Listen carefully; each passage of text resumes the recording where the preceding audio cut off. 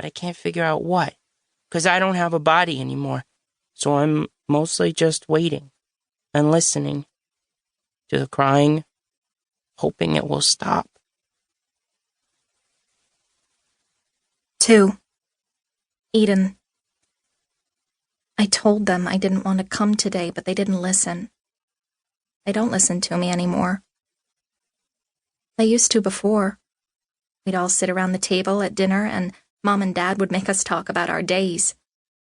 Jonah never said much. Mostly finger painting and jungle gym stuff, kindergarten stuff. Mostly.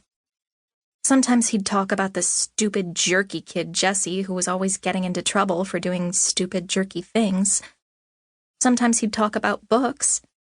He was learning to read, and he liked this one book a lot, The Little Rose, and he could read it good, too, even though it was a first-grade book. But mostly he'd talk about coloring and drawing pictures. He loved to draw pictures. Mom and Dad would ask me to tell them about my day, and Mom would put down her fork and knife and look at me full on, her blue eyes totally focused on me like I was the only one in the room, and I'd tell her about school from start to finish.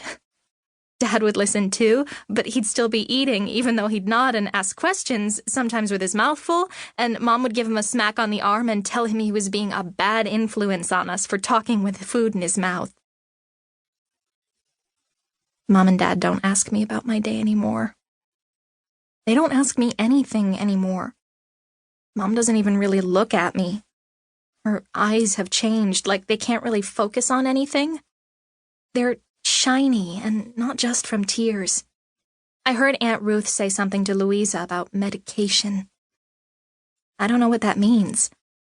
I had to take medication when I got an ear infection last year, but I'm pretty sure it didn't make my eyes shiny, so Mom must be taking a different kind of medication.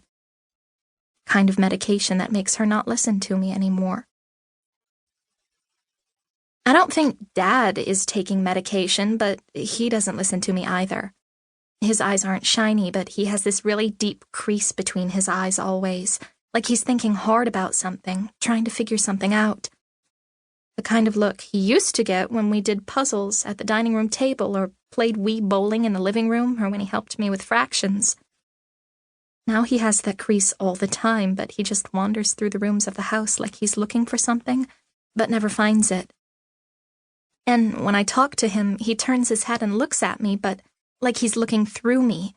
Like whatever he's trying to find is right behind me, and he never answers my questions quite right. Like yesterday, I asked him if he knew where my softball helmet was, and he told me he didn't think it was going to rain today. They said it was time for me to go back to school. It was Aunt Ruth, actually. She did all the talking while Mom sat on the couch with her shiny eyes staring down at her hands in her lap. Dad was standing by the window looking out at the front lawn with that crease in his forehead that looked like it hurt. And Aunt Ruth kept talking, saying things had to get back to normal at some point.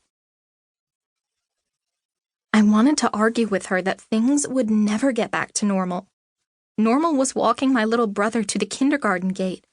Not because I wanted to, but because my mom and dad made me, but I kind of liked the feel of his chubby little fingers holding tight to my hand, like I was his champion or something and would protect him from anything that could hurt him or scare him.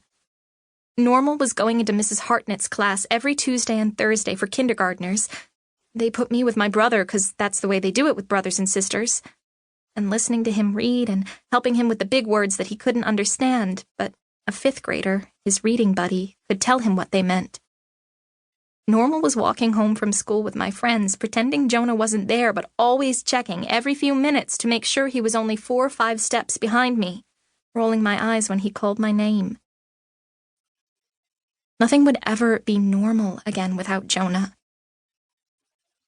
But I kept my mouth shut because I knew Aunt Ruth wouldn't change her mind, and with Mom and her shiny eyes and Dad and his creased forehead, she's kind of in charge of things right now. So here I am, and Mr. Libby is writing something on the smartboard, and Betsy Morgan is staring at me and whispering to Ava Landau, and Matt Boyles and Josh Hannapel and even Ryan Anderson are trying not to sneak glances at me but failing epically, and all I want to do is disappear, melt into my...